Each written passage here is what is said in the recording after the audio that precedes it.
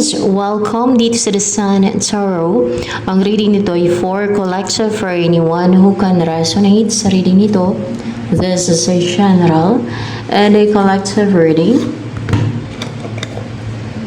Your energy at this time.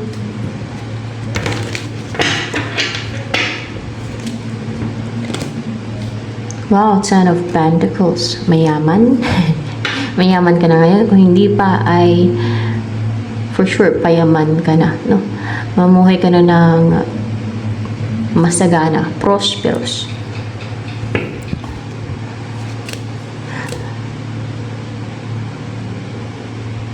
Magiging ganito yung buhay mo. Napaka-wealthy, ganon ba? Napaka-wealthy talaga. Oo. Oh, magsisimula na parang magsisimula sa umpisa, no? From the beginning, from small, from kumbaga sa tanim ay sa maliit na punla, ganun, or from seed and then mag-grow na mag-grow. Yung yaman mo. Yayaman ka, maging napakayaman mo. O mag-umpisa na nga na yayaman ka na maging napakayaman mo. Wow. Kasi Ten of Pentacles, so kung nakita nyo, no? Parang napaka-wealthy,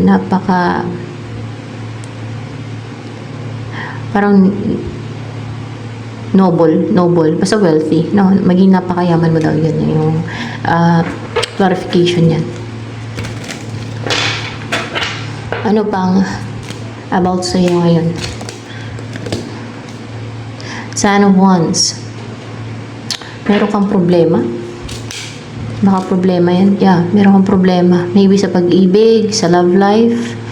Oh, problema ka sa love life mo na parang naluluha ka. Parang naluluhain dito. Oh, nagiging emotional ka pati. Namang problema ka or nag-overthink ka about sa love life mo. See? Sa taong mahal mo, pwede din ganon. Ano pa yung Ten of Wands dito? The Devil.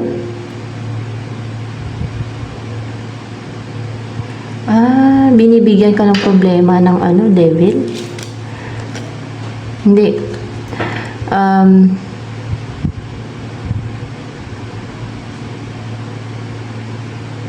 Nag-overthink ka sa person mo? Nag-overthink ka?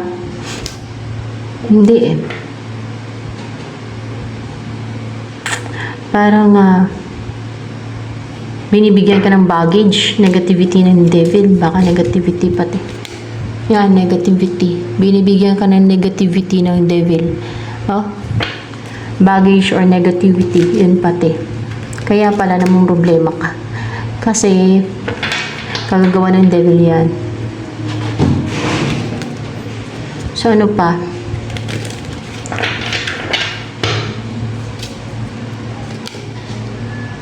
The Moon and reverse.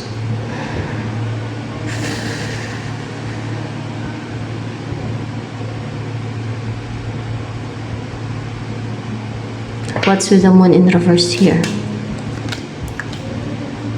Two of Pentacles.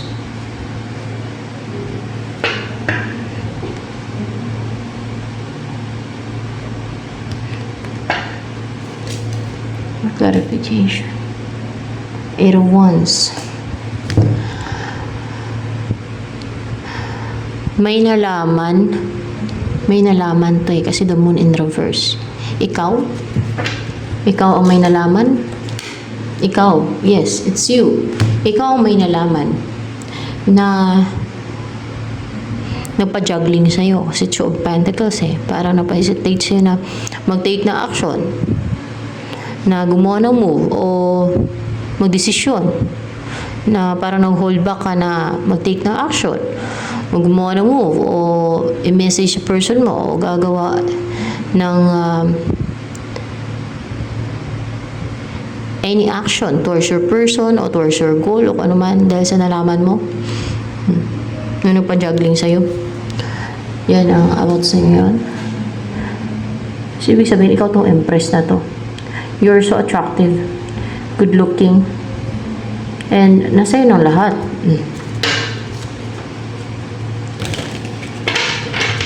Anong darating sa'yo?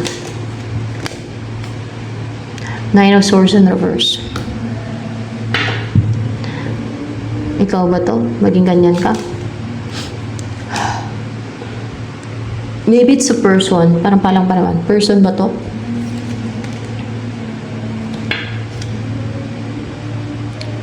Person.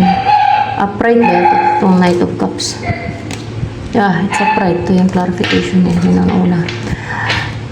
It's a person na naka-recover na sa anxiety, sa depression, stress, sa pag-overthink,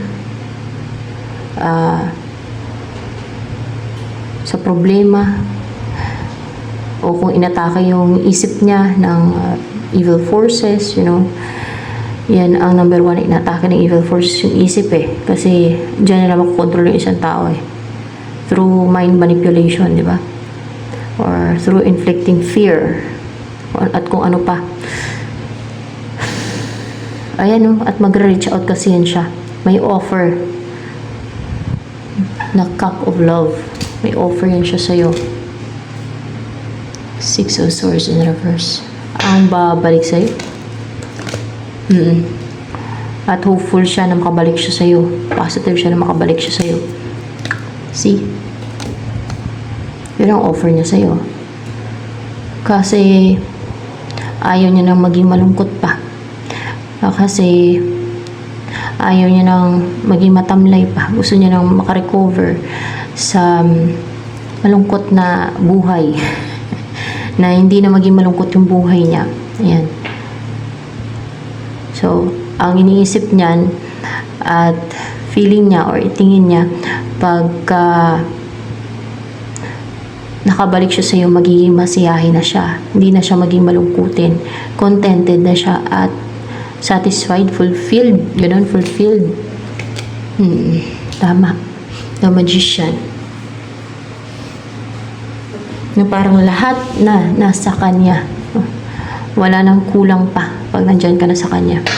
Lahat na nasa kanya pag nandyan ka na.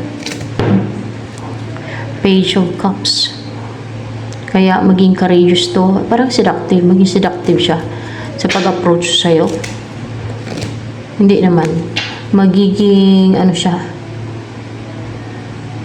Parang mapang-akit or landiin ka niya. Hindi. If makipag-flirt siya sa'yo, ganun lang. Makipag-flirt. Parang flirty oh. Flirt. Yan oh. Makipag-flirt siya sa'yo.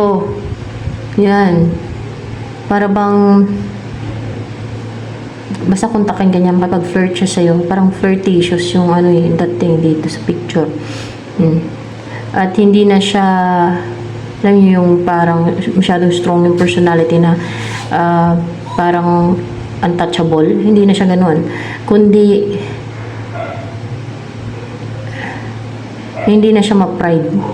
Hindi na strong yung or masyadong proud or ma-pride or prideful. Yung hindi na prideful yung kanyang personality. Instead, flirtatious and parang maamo. Maamo? Yeah, maamo daw. Maamo. Yeah. Ayan. Kalang.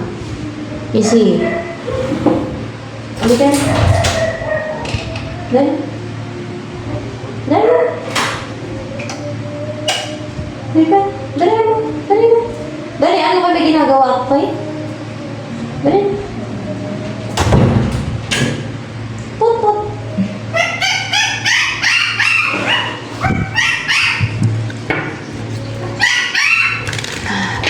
Ano ang feelings sa'yo ng person na to na mag-reach out sa'yo? Page of Wands and King of Swords. Huwag yan. Paduduin mo nga ito. Dali na oh. Paduduin na. Haliyak o. Dali na oh. Temtem. Paduduin. Dali na. Paduduin itong mga babies nito. Dali na. Temtem.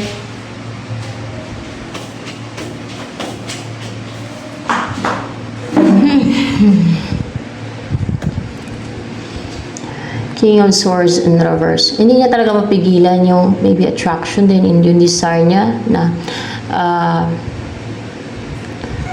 makasama ka, na makabalik sa'yo, na maging okay na kayo, na maging kayo, ganun.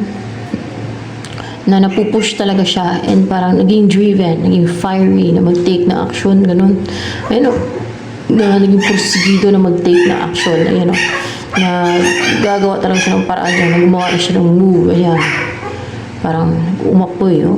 Yung mata niya parang fiery, no? Kita yung intense desire niya na mag-take na action.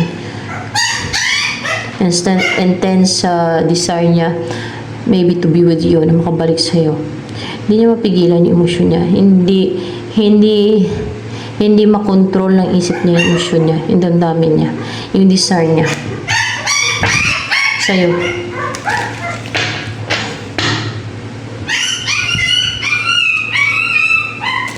Ano yung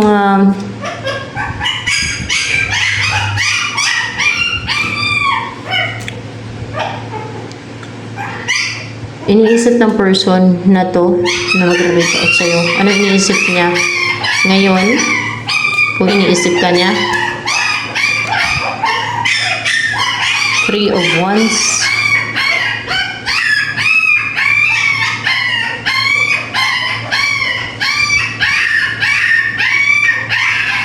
Ayan. Stoy. Na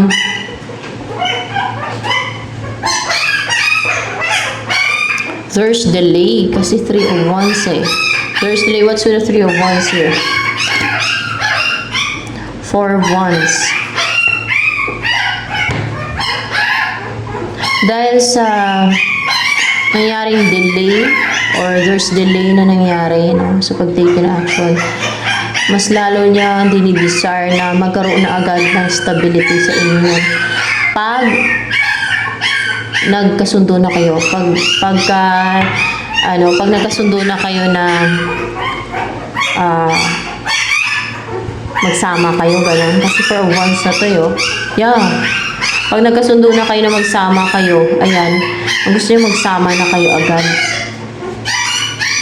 Kasi maaring matagal na din na delay na. Para na-delay yung natenga. There's waiting, there's delay na nangyayari sa inyong connection na parang natenga ba. So, ang gusto niyo magsama na kayo agad. So, magkaroon ng stability sa inyo agad.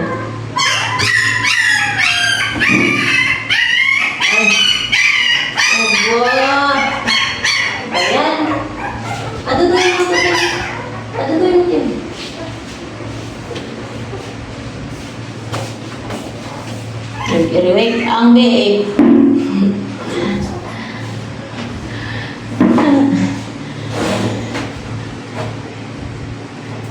Mga biik.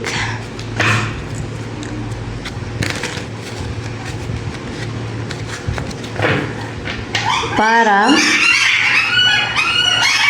maging healed na siya. Para maging balance na siya. Para, kasi temperance para panatag na yung loob niya, para kalmado na siya. Hindi na siya na-stress, hindi na siya nalulungkot. Para fulfilled na nga siya. Pag nagsama na kayo. May background music, guys.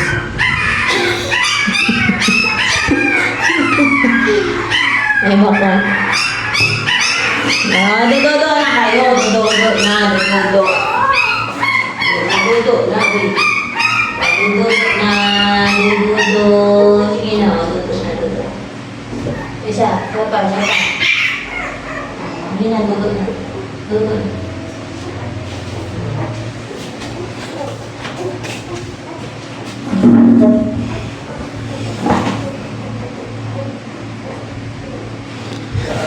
Ano naman ang wish mong magagkan? 6 of Wands. Ay, hindi magtagumpay, hindi magsaksi ng ano. The Lovers in reverse. Yung What's with the Lovers and Reverse here? Itong Queen of Cups. Pwedeng third party? Third party ba yan? Hindi. Yung nagpahiwalay sa inyo? Hindi? Hindi. Hindi din to third party. Kundi,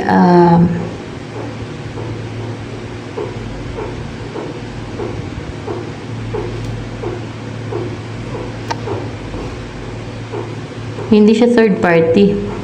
Pwedeng enemy. Enemy mo. Enemy mo. Pero clarified by Lovers in Reverse. Siguro hiwalay ito ngayon sa kanyang lover. Pero hindi siya third party. Oh. Hiwalay siya sa kanyang lover. Yan ang enemy mo na gumagawa ng scheme sa'yo and deceit. And hindi siya magtagumpay na sabotahiin ang love life mo. Yeah. Pwede din kasi pahalang na hindi siya magtagumpay sa mga plans niya at sa mga deceit and scheme and kung ano pa yung ginagawa niya against you. Then sa love life mo at sa lahat ng areas ng buhay mo. So hindi daw siya magtatagumpay na itong Queen of Cups na to. Marihiwalay ito ngayon sa kanyang lover, itong si Queen of Cups. Kaya the Lovers in Reverse yung kanyang energy. At para bang passionate to? O kasi parang passionate yung color dito, yung background, no? Na bantayan ang buhay mo. Parang ganun ang kanyang ginagawa. Binabantayan niya yung buhay mo. At gawa ng scheme deceit. Sabotahiin niya kung ano yung makita niya na nag-improve sa'yo. Mga ganun ba? Ito si Queen of Cups na to. May ganyan kasi mga tao. Evil yan, guys.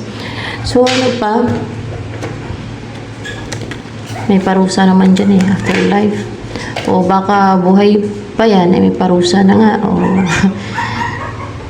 maliban sa parusa afterlife, no? So ano pa? Sa mga ganyan tao. Butahe, enemy mo. Bakit sinasabotahe ka niyan o gumagawa ng scheme deceit ito? Dahil nainggit sa'yo. Baka nainggit? Nainggit. Di ba? Kaya evil yan, nainggit. Basta taong inggitira na ng harm na at gumagawa ng deceit and scheme o witchcraft dahil lang sa inggit, yan ang sign na evil yung tao na yan. Evil. Basta motivated ng inggit, no? O kaya gumagawa ng mga scheme and deceit and harm. Ganun yun. Or insecurities man or inggit. Basta motivated ng inggit, insecurities. Kasi yung root of all evil is inggit. Ano nagustuhan sa'yo ng person na to na mag-pursue sa'yo? Sino ba yung energy niya? Ito, Knight of Cups na yan. Ano ang nagustuhan niya sa'yo? Six of Pentacles. Kasi ano kay generous, giving, marunong ka sa relationship na may equal give and take. Hindi ka selfish pagka ganyan. Ano pa? Ano gustuhan yan sa'yo? Ng person na yan na Knight of Cups. Six of Cups. Kasi magaan yung loob niya sa'yo. Malapit yung loob niya sa'yo. Na-feel niya yung merong soul connection sa inyo na twin flame ka niya. Hindi. Na may soul connection sa inyo pag mga ganyan. Na at home siya sa'yo, ganun naramdaman niya sa'yo, kaya magaan yung loob niya sa'yo, komportable siya sa'yo. At pure yung naramdaman niyang love towards you. Upright ba to? Itong Ace of hindi pure yung love yung naramdaman sa'yo. Kundi malapit yung loob niya sa'yo, magaan yung loob niya sa'yo.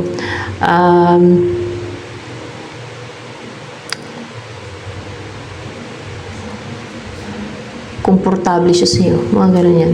Ano pa ang nagustuhan sa'yo ng person mo na yan? Queen of Swords. Kasi may self-love ka and may self-worth and naglalagay ka ng healthy boundary at intelligent ka, intellectual, logical, and Kung sa babae pa, may pagkasuplada, no? Or kung lalaki, may pagkasuplado, mga ganun ba?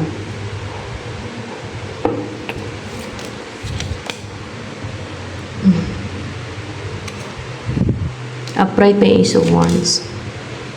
In reverse. Kasi hindi ka aggressive. Oo. Hindi ka aggressive or hindi ka gumagawa ng spiritual. Dahil hindi ka gumagawa pati ng spiritual. Yan ang nagustuhan niya din sa'yo kasi hindi ka witch, no? Witch. Dahil hindi ka witch. Tama. Dahil hindi ka witch. Oh. Yan. So, madami ba ang nagkakagusto sa'yo? Oh, madami. Yeah. At gusto kang makarelasyon o maka-unite. At gusto mag-umpisa ng relationship with you, of course, na nag-grow na relationship. Ayan. Seryoso pati. Pag mga ganun. So, ayan. Ito na lamang for collective reading.